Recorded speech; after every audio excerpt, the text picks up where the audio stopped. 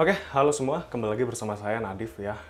Kita masuk ke proyek desain dan produk kreatif ya. Ini mata kuliah 3. Kita awali dari studi kasus dulu. Selama pandemi, perilaku konsumen bergeser drastis dari belanja di toko fisik ke platform e-commerce. Data menunjukkan lonjakan 50% dalam belanja daring untuk kebutuhan rumah tangga. Salah satu perusahaan, Freshmart, adalah platform belanja kebutuhan pokok yang mencatat pertumbuhan pesat, tetapi menghadapi tantangan besar, seperti ketidakpuasan terhadap pengiriman yang lambat dan ulasan negatif. Apa faktor utama yang mempengaruhi perilaku konsumen digital? Jawabannya adalah faktor psikologis seperti persepsi terhadap keamanan transaksi online, faktor sosial seperti rekomendasi dari influencer, dan faktor teknologi seperti antarmuka yang ramah pengguna. Bagaimana teori diffusi inovasi menjelaskan adopsi belanja online? Jawabannya adalah kelompok innovators dan early adopters pertama-tama mencoba belanja online, yang kemudian diikuti oleh mayoritas masyarakat seiring meningkatnya kepercayaan. Mengapa ulasan negatif mempengaruhi perilaku konsumen? Jawabannya adalah, menurut Cognitive Dissonance Theory, ulasan negatif menciptakan ketidaksesuaian antara ekspektasi dan pengalaman yang mempengaruhi persepsi konsumen terhadap brand. Bagaimana bisnis dapat mengurangi ketidakpuasan konsumen digital? Jawabannya adalah dengan memperbaiki layanan logistik, memberikan tanggapan cepat terhadap keluhan, dan menawarkan solusi seperti pengembalian dana atau diskon.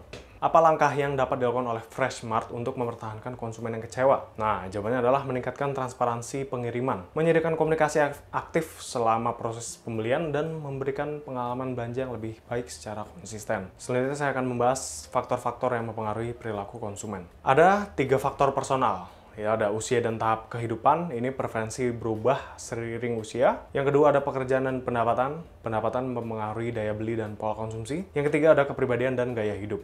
Psikografi menjadi indikator penting di sini ya. Sedangkan untuk faktor sosial ada 2, ada kelompok referensi sama status sosial. Kalau kelompok referensi ada teman, ada keluarga, dan komunitas mempengaruhi pilihan konsumen.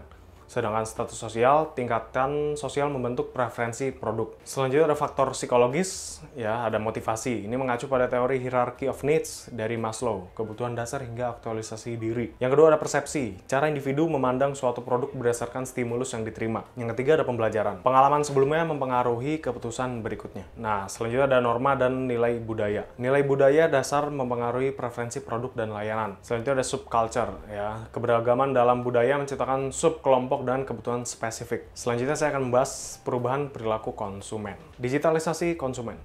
Konsumen sekarang cenderung mengandalkan ulasan online, belanja daring, dan media sosial sebagai sumber informasi. Faktor budaya. Nah, ini teori difusi inovasi oleh Everett Rogers, menggambarkan bagaimana adopsi teknologi atau tren baru terjadi di antara kelompok konsumen.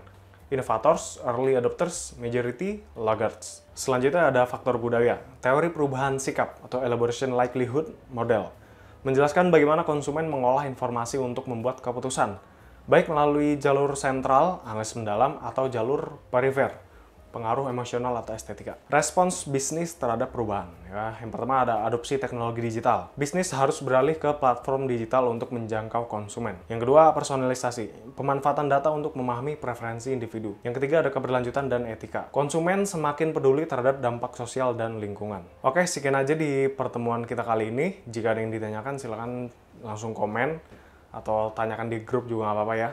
Jangan lupa share juga ke teman kalian yang mungkin membutuhkan video ini. Terima kasih.